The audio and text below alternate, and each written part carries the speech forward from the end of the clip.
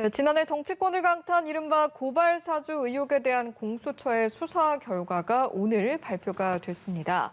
이 소식과 함께 어린이날 100주년을 앞두고 나날이 심각해지는 어린이들의 인권 문제까지 김민아 시사평론가 그리고 박주희 변호사 두 분과 함께 짚어보도록 하겠습니다. 어서 오십시오. 네, 안녕하십니까. 먼저 고발 사주 의혹에 대한 수사 결과 내용부터 한번 짚어보도록 하겠습니다. 오전에 결과 발표가 됐는데 일단 어떤 결과 내용이었는지도 좀 짚어보고요. 그간에 쟁점이 됐던 내용들도 함께 보겠습니다. 그러니까 이 사건은 뭐 익히 이제 많이 보도가 됐습니다만 2020년 4월 달에 총선을 앞두고 검찰이 이제 어떤 그동안 있었던 이제 채널 A 사건이라고 이제 불리는 이 사건이 뭐 그동안 이제 더불어민주당에서는 검언 유착 사건이다. 검찰과 언론이 유착한 사건이다라고 주장을 했는데 그게 아니다. 더불어민주당하고 언론이 유착한 사건이다라는 취지의 이런 내용으로 이런 내용을 핵심으로 하는 고발장을 작성을 해서 당시에 미래통합당, 지금의 국민의힘이죠. 미래통합당으로 하여금 고발을 하도록 하고 이것을 쟁점화시키려고 했다. 그래서 선거에 영향을 미치려고 했다라는 의혹이 이제 시작입니다. 그래서 이 의혹을 가지고 이제 이 시민단체가 이 공수처에다가 당시에 이제 수사정보정책관실에 있었던 손준성 검사 그리고 이 고발장을 손준성 검사로부터 전달받은 김웅 의원을 고발을 한 건데요. 그 외에 이제 이 고발장을 작성하도록 시키거나 영향력을 행사했을 것으로 추정되는 지금의 윤석열 당선인과 한동훈 법무부 장관 후보자 등등 고발을 한 겁니다. 여기에 대해서 수사를 한 것은 이제 공수처가 계속해서 수사를 해왔는데 오늘 이제 결과가 최종적으로 나온 거죠. 공수처는 일단 지금 이제 손준성 검사와 김웅 의원과 그다음에 이것이 최종적으로 제보자 조성은 씨에게 고발장이 이동한 경로 자체는 분명하다라고 일단 판단을 했습니다. 그런데 이 고발장을 누가 작성을 한 것인지 그리고 어떤 목적으로 작성을 한 것인지 이런 것들은 이제 밝혀내지 못했다라고 이제 볼 수가 있겠고요. 그다음에 그렇기 때문에 손준성 검사에 대해서는 공직선거법 위반, 뭐 공무상 비밀 누설 등등에 대해서 불구속 기소하기로 결정을 한 것이고 김웅 의원에 대해서는 이 사건 당시에 출마를 예정한 민간인 신분이었기 때문에 공수처의 수사 대상이 아니었다라고 판단을 해서 검찰의 사건을 이첩을 했다라는 이제 결과인 겁니다. 예, 고발장 작성자가 누구인가 이 부분에 대해서는 유의미한 증거가 없었나 보죠. 공수처가 설명하기로는 대략적으로 이런 사람들일 것이다라고 이제 수사 범위를 좁히긴 했는데 제3자일 가능성을 완전히 배제할 정도의 수사가 이루어지지는 않았다라고 주장을 하고 있고요. 그리고 이제 결국 직권남용 협의를 적용하는 것이 이제 핵심이었는데 이 직권남용 혐의와 관련돼서는 이것이 이제 실제로 작성자가 누구인지를 특정하지 못한 상황에서 시킨 사람을 이제 특정할 수가 없기 때문에 이것을 직권남용 협의를 적용하기 어려웠다. 첫 번째 이렇게 얘기를 하고 있고 두 번째로 이렇게 고발장을 작성하는 행위가 그러면 직권의 범위에 들어가야 이것을 남용했는지를 따질 수가 있는데 그것이 검사의 직권인가? 또 이제 좀 법리상으로는 규명이 어려운 부분이 있다라는 점에서 직권남용 협의는 이제 지금 이제 적용하지 않았다라고 설명을 하고 있습니다. 예, 알겠습니다. 사실 이번 결과에서 좀 눈에 띄는 부분 중에 하나가 공소심의위의 불기소 권고를 뒤집었다라는 부분도 좀 눈에 띄는 대목인데요. 이번 결과 좀 어떻게 보셨는지요? 네, 그 공소심의위원회에서도 불기소를 권고를 했기 때문에 이번에는 이제 일부분에 대해서 이제 기소가 됐잖아요. 그래서 이 수사 결과에 대해서 많은 이견이 있을 거라고 생각을 합니다. 일단 법적인 부분부터 보자면 지금 평론가님께서 말씀 잘 해주셨긴 했지만 공수처에서는 지금 손 검사가 김웅 의원에게 고발장을 전달한 거에 대해서는 맞다라고 봤습니다. 그런데 결국에는 고발장을 누가 작성했는지를 밝히질 못했는데요. 그런데 선거에 영향을 미칠 그 목적으로 고발장을 전달했다라고 보기 위해서는 이 고발장의 작성 경위라든지 취득 경위가 반드시 밝혀져야 됩니다. 근데 지금 이 부분이 공백이거든요. 그래서 이 손 검사가 후배 검사들에게 이 고소발장 작성을 시켜서 직권남용을 했다. 이 부분도 무혐의가 나온 거고요. 그런데 이 직권남용 부분이 인정이 되어야지 이 김웅 의원도 이 공범으로서 공수처에서 수사를 할 수가 있는데 결국 이 직권남용 부분이 무혐의가 되면서 공범도 지금 적용이 되지 않았고 나머지 범죄에 대해서는 결국에는 검찰에 이첩을 했거든요. 그래서 보는 사람에 따라서는 이번 공수처의 이 수사 결과는 반쪽짜리 수사 결과다 이렇게 보시는 분들도 있을 것 같습니다. 예. 앞으로 이제 손준성 검사에 대한 재판에서 또 공방이 오고 갈 것이고 또 김웅 의원에 대한 검찰 조사 결과도 나올 텐데 이 상황에 따라서 공수처의 수사 역량이 또 다시 한번 시험대에 오를 것이다라는 전망도 있습니다. 이 부분은 좀 동의를 하시는 부분일까요? 네, 지금 혐의가 인정됐던 이 송 검사의 혐의에 관련해서도 사실 법적 공방이 충분히 있을 거라고 보입니다. 지금 인정된 게 직무상 그 비밀 누설죄랑 그리고 개인정보보호법 위반인데 검사가 공개된 판결문을 검색을 해서 제3자에게 넘겨준 게 과연 직무상 비밀인가? 아니면 그 개인정보보호법상 개인정보 처리자에 해당이 되는가? 이 부분에 대해서 충분히 지금 법리 다툼이 있습니다. 네. 그렇기 때문에 이렇게 법리 다툼이 있는 만큼 공범인 이 김웅 의원에 대해서도 검찰에서는 또 다른 이 의견을 내놓을 수가 있기 때문에 네. 이렇게 되면은 공수처와 검찰의 이 의견이 달라지는 경우에는 결국엔 재판에서 어떤 부분이 인정이 되느냐에 따라서 수사 역량에 대한 평가도 나올 것 같습니다. 예. 이견이 나올 경우 공수처의 수사 역량에 대한 부분을 들여다보는 그런 어떤 기점이 될 수 있다라는 부분 어떻게 바라보시는지요? 공수처의 수사 역량에 대해서는 이미 이 사건과 관련돼서는 일정 부분은 뭐 평가가 이루어졌다라고 봐야 될 것 같습니다. 왜냐하면 이 손준성 검사를 수사할 때도 구속영장이 뭐 2차례가 이제 기각이 됐었던 것이고, 그리고 이 여타의 다른 범죄 혐의에 대해서 지금 뭐 쭉 앞에도 설명을 드렸습니다만 결국 이제 고발장 작성자가 누구고 이것이 어디로 이제 전달이 됐고 이런 것들이 결국은 중간에 과정들이 다 이제 해명이 돼야 되는데 예. 이 손준성 검사가 김웅 의원에게 전달했다는 이 텔레그램 메시지, 이것이 이 진실된 메시지다라는 거 외에는 사실상 규명된 게 없는 거나 마찬가지거든요. 그런 점에서 볼 때 이게 우리가 상식적으로 보기에는 여러모로 부적절한 사건임에 분명하고 여러 가지 정치적 맥락들이 뒤엉켜져 있는 그런 사건이라는 것을 상식적으로 알 수 있음에도 불구하고 이것을 계속해서 이제 확인해가는 연결고리들은 지금 하나도 규명된 바가 없기 때문에 앞으로 법리 다툼에 있어서도 사실은 굉장히 네. 치열한 어떤 그런 법리 다툼을 할 수밖에 없는 것이고, 그 결과가 나왔을 때 이 공수처의 어떤 수사 역량이나 이런 것들이 뭐 긍정적으로 평가받기는 지금은 볼 때는 어려운 상황이다라는 생각이 들거든요. 다만 예. 여러 가지 정치적 환경의 변화에 따라서 이 사건은 뭐 지금 이렇게 공수처의 수사로 그냥 끝날 사건이다라고만 하기는 어려울 수도 있겠다라는 생각이 드는 게, 일정 부분 시간이 지나면 지금 한동훈 법무부 장관 후보자도 어쨌든 공개적으로 어떤 여러 가지 활동들을 해야 되는 것이고, 그리고 지금 인사청문회도 예정돼 있고 여러 가지 논란들이 이어질 만한 그런 정치적 환경들도 있어 보이거든요. 예. 그래서 이후에 변수에 따라서 이 사건은 다시 또 화제가 되고 여론의 도마에 오를 가능성도 있어 보인다라는 생각입니다. 알겠습니다. 남아있는 재판도 있고 또 발표될 조사 결과도 있기 때문에 저희가 중간중간 또 계속해서 이슈 현장에서 또 분석해서 전해드리도록 하겠습니다. 다음 주제로 넘어가 보겠습니다. 다들 아시다시피 내일이 어린이날인데 이 어린이날을 앞두고 어제 법무부가 가사소송법 전부 개정안 입법을 예고를 했습니다. 구체적으로 좀 어떤 부분이 달라지게 되는 겁니까? 네, 현재 민법에는 친권 상실을 청구할 수 있는 사람에는 이제 자녀도 포함이 되어 있습니다. 그런데 이제 미성년의 자녀의 경우에는 단독으로 할 수가 없고요. 특별 대리인은 선임을 해야 됩니다. 그런데 현실적으로 이 미성년자의 자녀가 특별 대리인을 선임하는 게 쉽지도 않을 뿐더러 네. 보통 선임이 되는 경우는 부모와 굉장히 그 가까운 친척이 선임이 되거든요. 그래서 실질적으로 미성년의 자녀가 친권 상실을 청구하는 게 현실적으로는 사실 불가능했는데, 이번에 법무부에서는 가사소송법을 개정을 해서 미성년자의 자녀라고 하더라도 직접 특별대리인 선임 없이 친권 상실을 청구할 수 있도록 만들었습니다. 그래서 법원에서는 친권 상실 이 소송에 있어서 미성년자의 자녀를 직접 의견을 듣고 반영할 수 있기 때문에 실질적으로 미성년자의 권리 보호가 가능해졌다라고 볼 수가 있을 것 같습니다. 예. 그런데 이 시점에서 좀 저희가 짚어봐야겠다라는 생각이 드는 것이, 친권이 상실이 된 이후에 그러면 아이들이 어디로 가서 또 적절한 보호를 받게 되는 건지, 그런 부분은 잘 이루어질 수 있을지도 우려가 되거든요.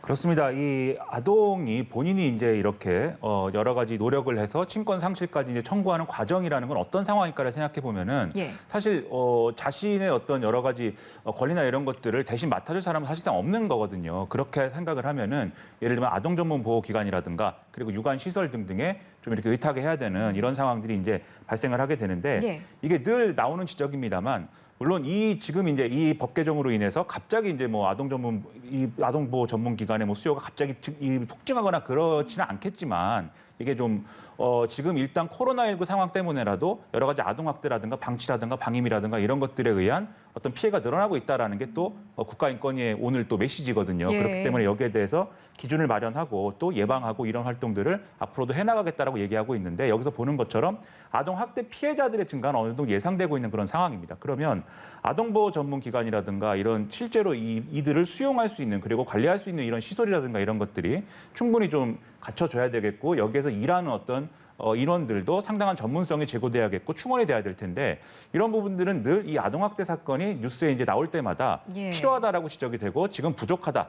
그래서 앞으로 충원해야 되고 예산을 더 많이 지원해야 된다, 늘려야 된다 이런 지적들이 계속 나오고 있습니다만 제대로 이제 그런 것들이 성과를 내고 있지는 않는 상황으로 보입니다. 예. 그래서 지자체도 노력을 하고 있고 중앙 정부도 노력을 하고는 있지만 앞으로도 이런 이제 여러 가지 제도의 변화에 따라서 이런 좀 이 시설이라든가 이런 부분의 권한이라든가 이런 것들이 제대로 정리가 되고 지원이 늘어나야 이 실질적인 이 학대 아동의 피해를 최소화할 수 있겠다. 이런 지점을 좀 지적을 해야 될 것 같습니다. 예, 제도 마련과 또 거기에 따른 지원도 충분히 확충이 돼야 할 것 같습니다. 이 내용도 짚어보겠습니다. 최근 들어서 이제 뭐 주린이라던가 골린이라던가 이런 표현들이 굉장히 많이 쓰이곤 하는데 인권위가 이 표현을 놓고 사용 금지에 대한 권고를 내놨습니다.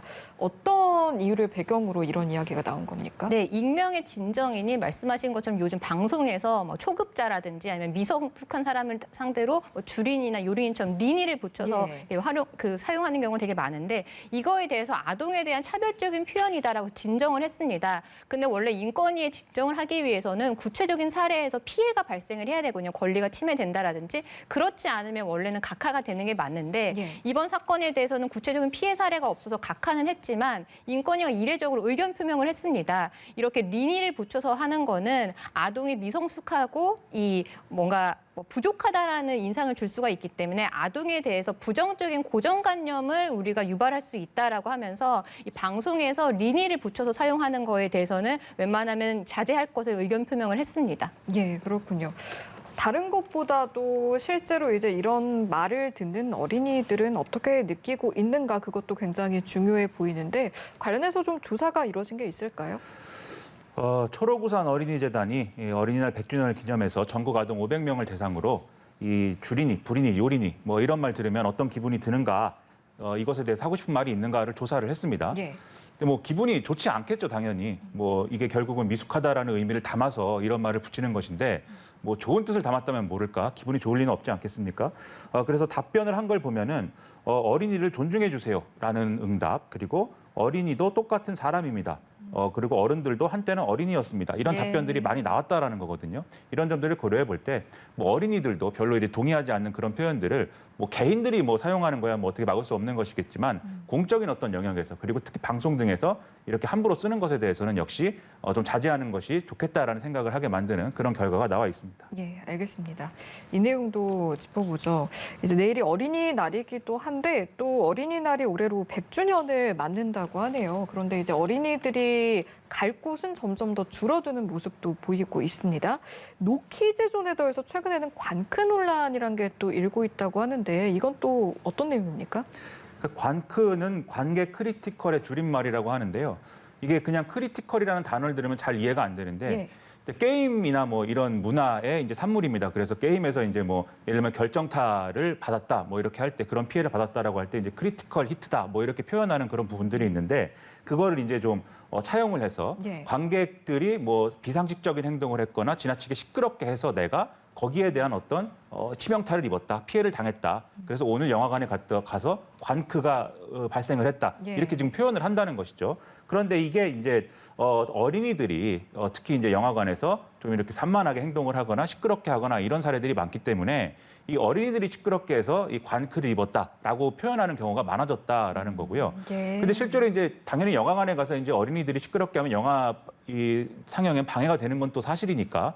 그래서 이제 어린이용 이 어린이용 영화를 상영하는 아동용 영화를 트는 상영관도 있지 않겠습니까? 예. 근데 그런 공간에서는 어른들이 보라고 하는 또 영화는 아니기 때문에 어느 정도의 아동들의 어떤 소란양 이런 것들도 어느 정도는 좀 우리가 좀 이렇게 좀 봐야겠는데 그런 것들 용인을 할 필요도 있는데 근데 이런 것들에 대해서도 이제 불편하다라고 하는 상당한 피해가 있다라는 점에서 좀 아이들을 조용히 시켜야 된다. 뭐 이런 얘기들이 많이 이제 나온다는 것이죠. 그러다 네. 보니까 그런 것들이 비난이 되고 신고를 하고 이런 일을 잦아지고 있는데 과연 그러면 아동들은 어떤 극장에 가서 뭘 봐야 되느냐 이런 의문이 제기가 그러게요. 된다라는 거거든요. 예. 이게 이제 논란이다라는 내용입니다.